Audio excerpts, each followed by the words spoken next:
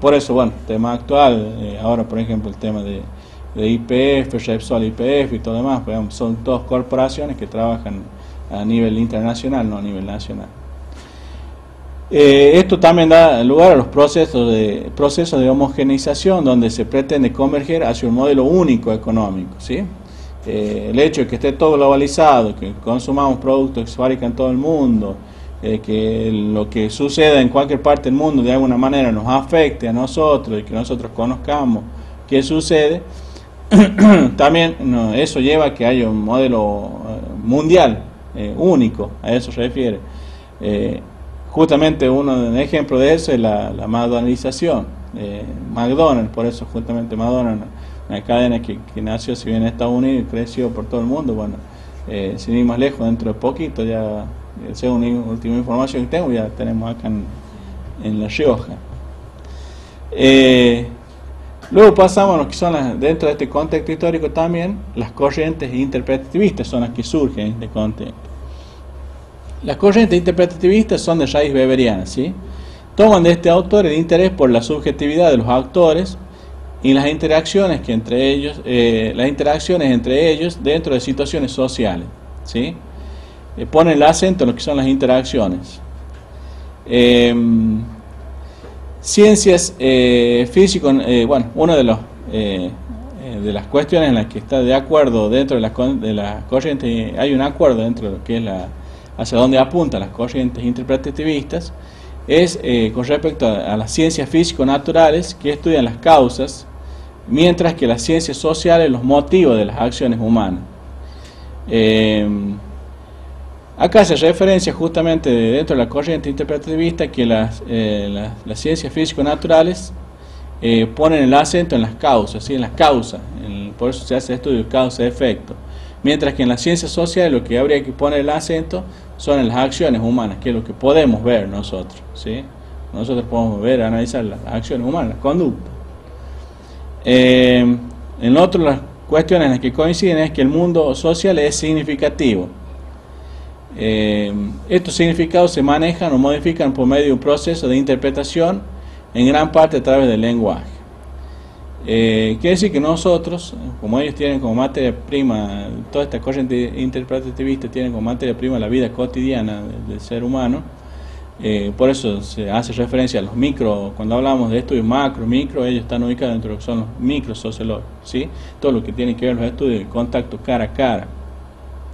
Por eso dice que el mundo, por eso es que es social y significativo, porque nosotros hacemos una significación, cuando digo significación me refiero a una abstracción de algún objeto y lo interpretamos, por eso dice en gran parte a través del lenguaje. Por ejemplo, cuando yo digo silla, no necesariamente tiene que ser esta silla, sino ya ustedes ya tienen, cuando yo digo silla, ustedes inmediatamente saben el concepto de silla a que me refiero, no tengo que mostrarle ni ver qué tipo específicamente de silla es, ¿sí? Después, en cuanto dice el objeto de la sociología, dice son las interpretaciones entre los individuos. Acá se produce lo que es el encuentro entre las subjetividades que dan sentido a una situación concreta, ¿sí?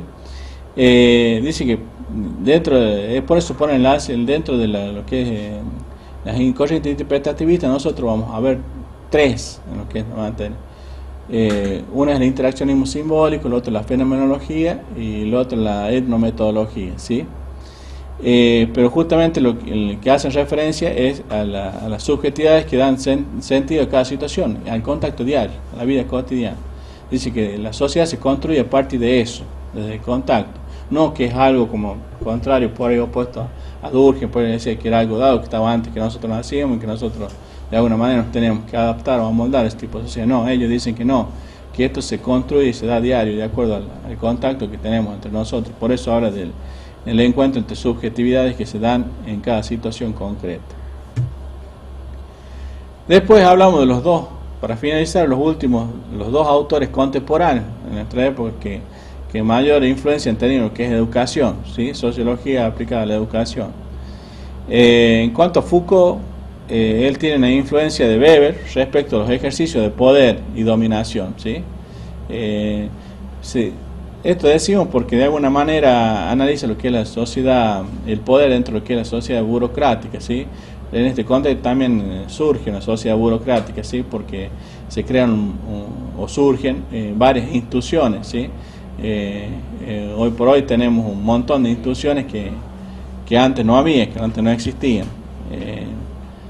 Entonces a eso se refiere justamente, a eso apunta de esa óptica plantea su teoría Foucault. Y él dice que no existe un solo poder, sino varios. Más bien habla de un subpoder, pequeños poderes que se integran a uno global. Él habla de un poder microscópico capilar, se refiere, y dice que el poder no está localizado en individuos en situación de sufrir o está poder, o sea que no está quieto, digamos, no es que, sino que él habla de una rama, una red, una trama, donde cada uno, depende de donde el lugar donde uno esté ubicado, puede ejercitar o sufrir poder, ¿sí? Pero eso no está quieto, sino más bien dice que funciona en cadena. Y él también hace dentro de su planteamiento una categoría que la denomina el biopoder, donde dice no solo se hace, digamos, no solo el poder funciona en forma individual, ¿sí? Sino que también se lo usa como la tecnología de poder para abarcar al control de toda la población. Esto se traduce, por ejemplo, en las estadísticas, por ejemplo, regular tasa de natalidad, mortalidad, bueno, son herramientas que hoy por hoy nos sirven como estadística, las usamos, pero bueno, dice que también, bueno, la tecnología de poder abarca hasta ese tipo de control. Este autor fundamentalmente está muy preocupado justamente por lo que es el poder, ¿no? Y cómo funciona el poder. De hecho, lo toma a Bethan, que propone una creación arquitectónica justamente de control y vigilancia, que él habla del panóptico de Bethan, que habla justamente de un sistema de control donde hay una torre y bueno, y por ejemplo, para usar un tipo carcelario, por ejemplo, donde hay una torre, donde hay una sola persona y a la vez todas las habitaciones están situadas alrededor con ventanas hacia esa torre. Entonces hay una persona, digamos, puede controlar todo esto. ¿Por qué lo toma Foucault? Foucault lo toma porque dice que estamos viviendo un tiempo sumado a las TIC, nuevas tecnologías, el poder y todo lo demás, las burocracias, la sociedad burocrática que tenemos todo. Él dice que de alguna manera nosotros también estamos vigilados y controlados permanentemente, ¿sí? Porque bueno, si bien lo de Bethan es ilustrativo, porque sí que es un proyecto arquitectónico, pero en realidad tampoco nunca se construyó, pero sí él lo toma para graficar de alguna manera cómo ve la sociedad, cómo estamos en esta sociedad de vigilancia que vivimos actualmente. De otros autores, como decía, contemporáneos, también está Bourdieu. Bourdieu trata de superar lo que es el debate también dentro de sociología, lo que es los objetivistas y subjetivistas, ¿sí? Y él propone una construccionismo subjetivista. Y él habla justamente de un doble movimiento, una doble interpretación de lo social, ¿no? Tiene que ver justamente con la interiorización de lo exterior y interiorización de lo exterior y exteriorización de lo interior, ¿sí? ¿A qué se refiere con este doble movimiento? Justamente él lo explica a través de sus dos conceptos que plantea: el hábito y el campo, ¿sí? El hábitus justamente se refiere que constituye la forma en que las estructuras sociales se graban en nuestra mente y en nuestro cuerpo a través de la experiencia cuando niños y luego como adultos, ¿sí? Permanentemente todo lo que estamos aprendiendo a diario desde que nacemos hasta ahora, seguimos aprendiendo a diario de las pautas culturales y sociales. Esto consiste en un sistema de disposiciones con cierta inclinación a pensar, a sentir y a hacer de una determinada manera, encontrándose unificado. O sea, todo esto que nosotros vamos aprendiendo, que no lo podemos llamar socialización porque es de otro autor, pero sí todo lo que se va grabando en nuestra mente nos lleva a que nosotros pensemos o actuemos de determinada manera, ¿sí? Y esto tanto así que él da justamente un ejemplo que tiene que ver hasta con los gustos, ¿sí? Hasta con los gustos musicales, por ejemplo, si nosotros, de acuerdo a un estudio que se hizo, él puede, a través de ese estudio puede comprobar que justamente tiene que ver hasta con nuestros gustos, por ejemplo, influye la forma, el hábitus, cuando, por ejemplo, depende de la clase social a la cual nosotros pertenecemos, eso va a significar, o de alguna manera va a marcar, qué inclinación musical tenemos, ¿sí? No voy a hacer una tipología porque no se ha hecho acá en nuestra comunidad, en nuestra comunidad riojana, ni siquiera acá en nuestra comunidad argentina, no se hizo un estudio de esto, pero sí él lo enuncia, y justamente que por ahí la clase social de alguna manera determina la inclinación a distintos tipos de gustos, hasta incluso gustos musicales o gustos por practicar algún deporte, todos están, por eso nosotros, sin darnos cuenta, por eso somos marcados o influidos directamente por el hábito, ¿sí?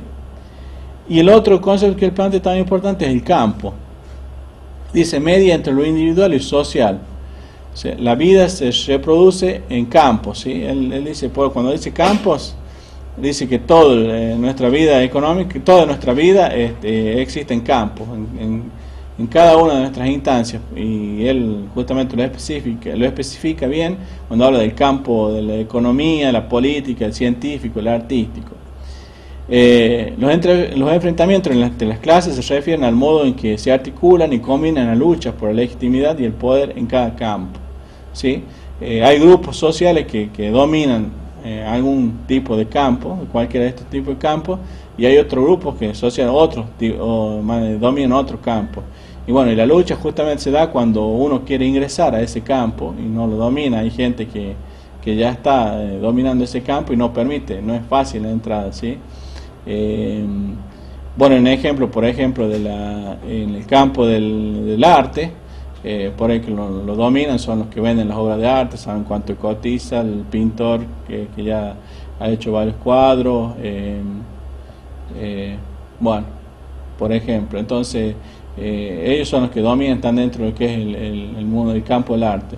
Y por ahí el que no conoce de arte o quiere ingresar, no le es permitido, no le es muy sencillo ingresar a ese campo. ¿Por qué? Porque tiene que tener una serie de conocimientos previos antes para poder formar parte de ese campo. Y así sucesivamente se dan todos los campos de la vida social. Bueno, por ahora vamos a ver hasta acá, que justamente haciendo un repaso muy general y muy global y muy sintético de lo que es la materia, pero sí atravesando más o menos cuáles son los lineamientos generales de la materia, hacia dónde apunta la materia. De todos modos, ustedes, bueno, para mayores especificaciones, para mayor estudio y análisis, no solo van a tener este material, sino ya les van a estar llegando los módulos, con un libro de cabecera que también, bueno, les va a ir sirviendo para que puedan hacer un análisis preciso y justamente el debate, la reflexión, porque de eso se trata justamente en sociología. Todo está en permanente modificación, cambio y en construcción. Así que muchas gracias por haber venido y bueno, nos estamos viendo y encontrando, si Dios quiere, en el próximo encuentro. Gracias.